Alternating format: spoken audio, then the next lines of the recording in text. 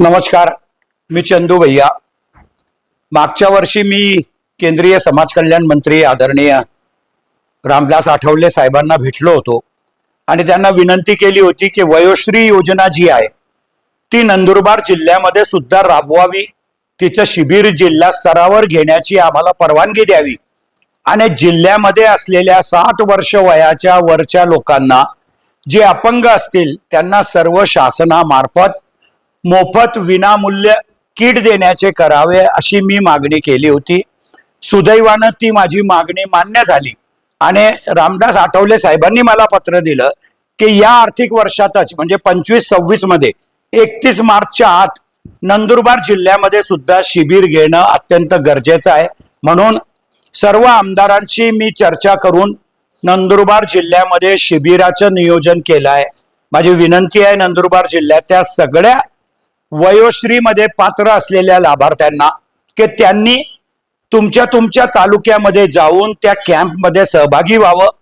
त्यांना कमरेचा पट्टा, मानेचा पट्टा, पाठीचा पट्टा, गळ्याचा पट्टा, नंतर वॉकर हे सगळे किंवा संडासाची शीट हे सगळे भेटणार आहे आणि हे सगळं साहित्य घ्यायचं असेल तर तुम्हाला त्या कॅम्पमध्ये सहभागी व्हावं लागेल। आधार कार्ड आणि ते घेऊनच यायचे आहेत। काय काय पाहिजे ते पण आम्ही प्रसिद्ध करतो आहोत, पण विनामूल्य आहे, सरकारचं शिबिर आहे।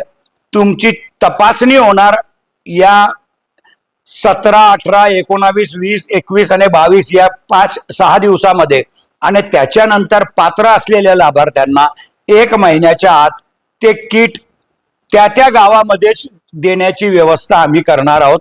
माझी तुम्हाला सगळ्यांना नंदुरबार जिल्ह्याच्या लाभार्थ्यांना विनंती आहे की आपण सर्वांनी या योजनेचा लाभ घ्यावा। केंद्र सरकारची योजना आहे पण दुर्दैवानं नंदुरबार जिल्ह्यात ती कार्यान्वित होत नव्हती आणि म्हणून आपण प्रयत्न केले आणि त्या योजनेचा लाभ सुद्धा नंदुरबारच्या लोकांना जास्तीत जास्त मिळवून देण्यासाठी मी आणि माझे सहकारी सर्व आमदार प्रयत्न करतो आहोत। माझी विनंती आहे आता की तळोदा तालुक्यामध्ये 17 तारखेला शिबिर आहे। 17 तारखेला माळी समाज मंगल कार्यालयामध्ये शिबिर आहे। त्या शिबिरामध्ये तळोदा तालुक्याच्या सगळ्या लोकांनी सहभागी व्हावं आणि पात्र लाभार्थ्यांना त्या दिवशी त्यांची निवड करण्यात येईल।